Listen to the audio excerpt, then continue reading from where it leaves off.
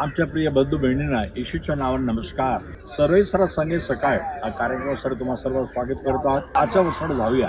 उत्पत्ती 24:1 मध्ये असं वाचत आहे, अब्राहम वृद्ध माणूस झाला, तो म्हातारा झाला, पण परमेश्वर अब्राहमाला सगळ्या गोष्टी बाबतीत त्याला आशीर्वाद केला. प्रिय बंधू बहिणींनो, आशीर्वाद करणारा परमेश्वर आम्हाला प्रत्येक वेळी आशीर्वाद देतो. अब्राहमाला जेव्हा बापाने पहिलं दर्शन दिला तेव्हा परमेश्वरने म्हटलं, उत्पत्ती 12:2-3 मध्ये, मी तुला आशीर्वाद करणार, तो आशीर्वाद राहणार आणि तुझं नाव मी मोठं करणार. ते देवापणे ती आपली प्रतिज्ञा विसरली नाही. तो वयस्कर झाला तरी देवापा त्याला आशीर्वाद करतो.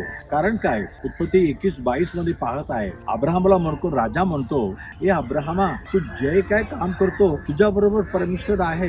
हो, देव आमच्या बरोबर असलं तर, या स्वर्गाला पृथ्वीला बनवलेला तो देव आमच्यावर असलं तर तो खरोखरच आम्हाला आशीर्वाद देणार. तुमच्या बरोबर देव आहे. कारण येशू प्रभूने म्हटलं मत्ती 28:20 मध्ये, पहा, जगाच्या अंतपर्यंत मी तुमच्या बरोबर आहे. कारण येशू प्रभू या जगामध्ये मानवासाठी मानवाचं रूप घेऊन आला. मानवाचं सगळं दुःख त्याने साहिलं. म्हणून म्हटला, अहो कशी 12 जणो, तुम्ही सर्व मजकडे या, मी तुम्हाला विश्रांती देईन. आणि तोच प्रभू येशू तुम्हाला पण आशीर्वाद करायचा तुमच्या बरोबर आहे. फक्त त्याला तुमच्या मनामध्ये घ्या, स्वीकारा. कारण तो एकच देव तुमच्या पापासाठी जीव दिला आणि तुमच्या पापासाठी परत जिवंत उठला. आत्म जिवंत परमेश्वर आहे. तुम्ही त्याच्यावर विश्वास ठेवा. प्रत्येक वेळेस तुम्हाला आशीर्वाद करणार आणि देवाची संगती तुमच्या बरोबर सदैव असणार. अब्राहमचा परमेश्वर तुमचा परमेश्वर माझा परमेश्वर आहे. अब्राहमासाठी तुम्हाला पण आशीर्वाद भेटणार. चला आपण प्रार्थना करूया. पवित्र देवाचा धन्यवाद. अब्राहमाला तुने बोलवलं आणि वचन दिलं की मी तुला आशीर्वाद करणार. म्हणून अब्राहम वयस्कर झाला तरी देवाचा आशीर्वाद काही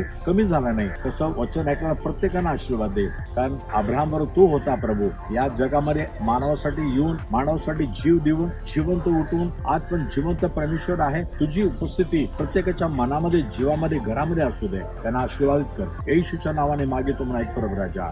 आमेन आणि आमेन. God bless you. परमेश्वर तुम्हाला आशीर्वाद करो. आमेन. उद्या सकाळी पुन्हा पाहूया.